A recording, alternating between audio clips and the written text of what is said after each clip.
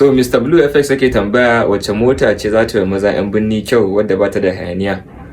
So kuma mai sauki yake faɗa. Ni matsala ta shine duk sanda na kawo muku mota mai sauki sai ku ce a'a ni motocin masu kuɗi na zo ne muku list da sauransu.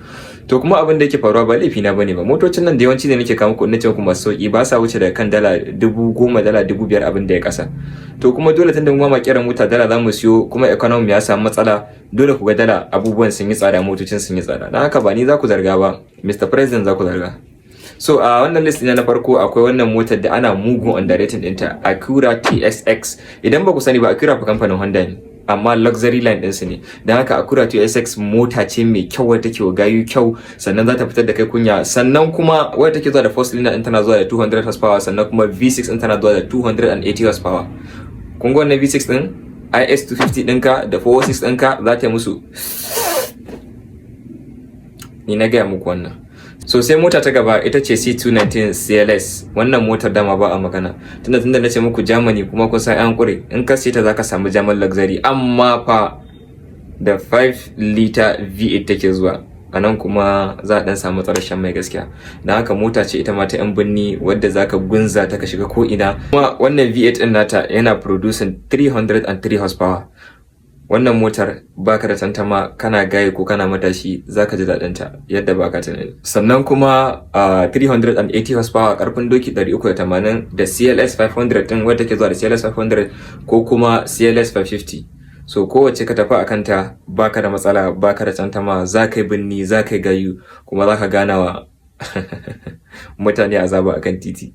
Sai mota ta gaba ita ce da BMW E90. Kun ga wannan 3 series din da kuke gani ita ce mota da idan kana matashi ka siye ta za ta fitar da kai kunya, za ka yi gayu, za ka yi wanka sannan kuma a titi ba a magana. Da dai ba ta da wani horsepower da yawa, ba ta zuwa da abin da ya wuce da ina jin inline 6 ɗinta baya wuce 200 horsepower, a wasu model ɗin kuma tana zuwa da turbocharge.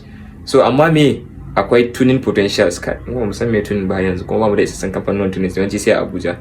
Amma dai wannan motar karshe ce gaskiya zaka yi binnin ka yadda ya kamata kuma zaka warwasa zaka ji dadin ta sosai musamman matashi ne kai. Sai mota ta gaba ita ce da Z40 Lexus SC. Wannan motar da kuke ganin ta ko ba kowa ne ya san ta ba amma mota ce ta gayu ta fita kunya kuma zindimimiya. Wannan motar ina tunanin injin take zuwa da shi 4.3 liter 3UZ V8 engine suka sa mata wanda ina jin a wancan lokacin sanda aka yi ta irin injin ne yake zuwa LX da GX model ɗinsa fa. LX din zindima motocin su ne duka waɗannan manyan motocin irin injin suke zuwa da shi. Da haka ita ma V8 ne da ita akwai dan matsalar shan mai kenan amma kun san Lexus ne. Lexus kuma Toyota ce. Toyota ba ka da matsalar gyara ko wani abu insha Allah zaka zauna da ita lafiya kuma zaka yi gayu zaka yi binni yadda baka tunani. To sai mota ta karshe ita ce Infiniti M35 da G35 da G37. Kun ga waɗannan motocin wanda G35 da G37 din waɗannan an dan san su kuma ana hawan su kuma su ma motoci ne na gari amma musamman wannan M35 din mutane da yawa suna under ita kuma kamar ba a lura ma da ita kwata-kwata a Najeriya. Don haka wannan M35 din mota ce wadda take zuwa da V8 engine maximum performance wanda take zuwa ina jin da 335 horsepower karfin doki guda 335 sannan wannan motar ba ka da matsala za ta fitar da kai kunya ko ina.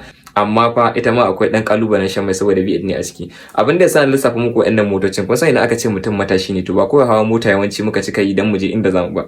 Yawanci muna so mu dan ji inji mai daɗi mai zaki ko in wani ya dan wuce mu je mu gwada musu muna da inji. Shi yasa ne mana recommended wanda suke zuwa da V8 engine wato babban inji wanda ba wasa dole ka ji daɗin sa dole ya ziga ka kuma ka tuka shi cikin nishadi da farin ciki.